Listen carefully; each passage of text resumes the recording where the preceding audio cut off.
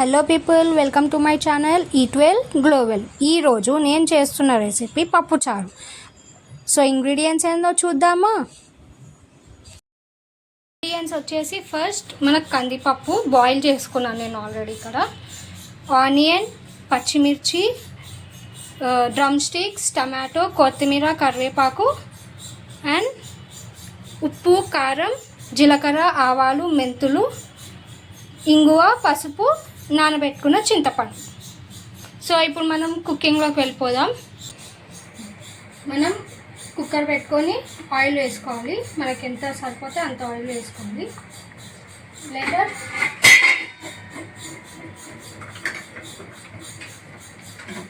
Oil వేసుకున్న తర్వాత జీలకర్ర, ఆవాలు, మెంతులు వేసుకొని కొంచెం ఫ్రై చేసుకోవాలి.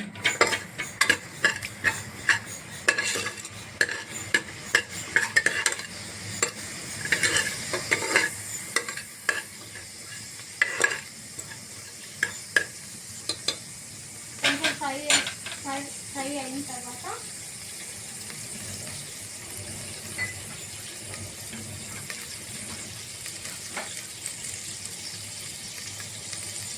మనం ముందు కట్ చేసి పెట్టుకున్న పచ్చిమిర్చి వేసుకోవాలి. పచ్చిమిర్చి అండ్ ఆనియన్ కూడా వేసుకొని కొంచెం పింకిష్ కలర్ వచ్చేంత వరకు ఫ్రై చేసుకోవాలి.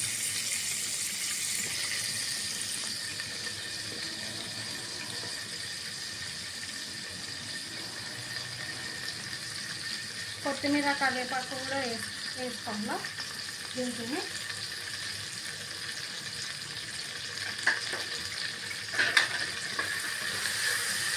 మంచిగా వేసుకుందాం.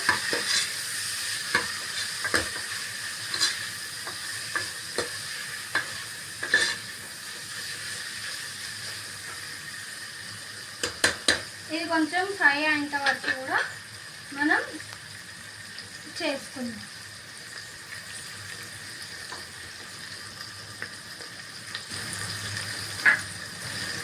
అప్పుడు ఆ గ్యాప్లో మనం నానబెట్టుకున్న చింతపండుని పులుసు తీసుకుందాం.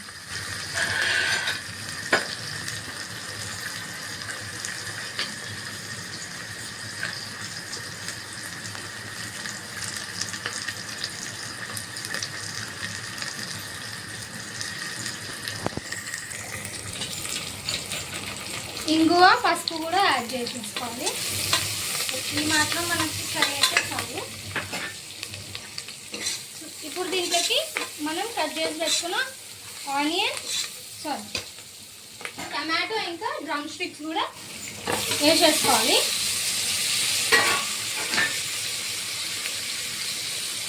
ఇక్కడ నాకు కారం ఎక్కువ ఉంది కాబట్టి నేను లిమిటెడ్గానే వేసుకుంటున్నాను. నాకు ఎంత సరిపోతుందో అంతే ఉప్పు ఇంకా కారం వేసుకుంటున్నాను.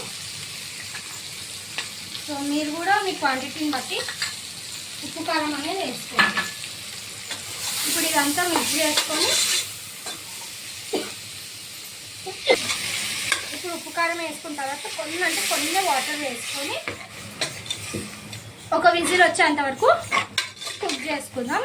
సో మునక్కాయ తొందరగా కుక్ అయిపోతాయి. మనకు టైం లేనప్పుడు కూడా మనం ఒక విజిల్ పెట్టేసుకుంటే మునక్కాయ తొందరగా కుక్ అయిపోతుంది. విజిల్ వచ్చేంత వరకు పెట్టుకుందాం. మొత్తం ఈ విధంగా కుక్ అవ్వాలా. ఇప్పుడు చూడండి మునక్కాయలు కూడా మనకి మంచిగా కుక్ అయిపోయింది. దీంట్లోకి ఇప్పుడు మనం చింతపండు పులుసు అనేది పోసుకుందాం. నేనైతే స్ట్రైనర్ తీసుకుంటున్నాను.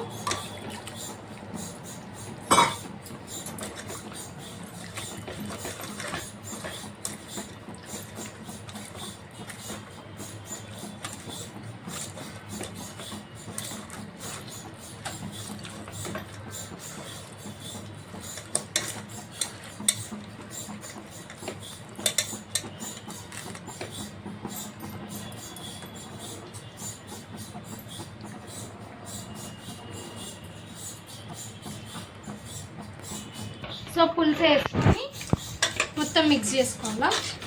మిక్స్ చేసుకున్న తర్వాత మనం ఉడకబెట్టుకున్న పప్పుని కూడా దీంట్లోకే వేసుకోవాలి.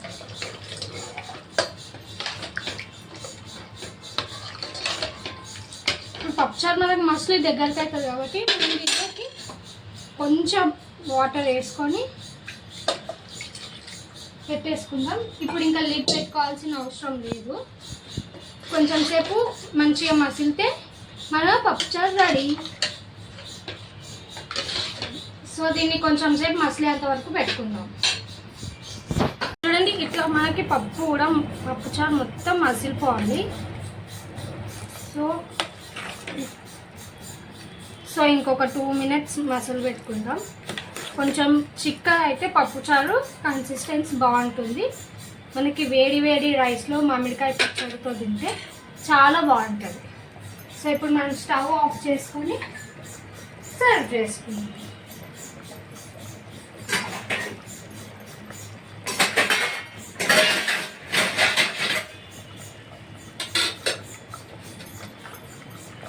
ఇప్పుడు స్టవ్ అనేది ఆఫ్ చేసుకుందాము. ఆఫ్ చేసుకొని సర్వ్ చేసుకుందాం.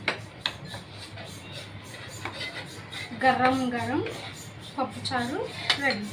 ఇక్కడ మేము తెలంగాణలో పప్పుచారు అంటాం, ఆంధ్ర సైడ్ దీన్ని సాంబార్ అని అంటాం.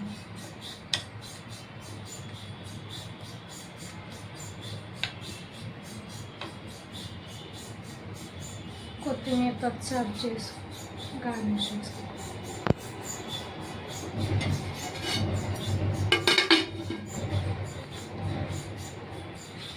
చూసారుగా, ఎంతో టేస్టీగా ఉండే పప్పుచారు రెడీ.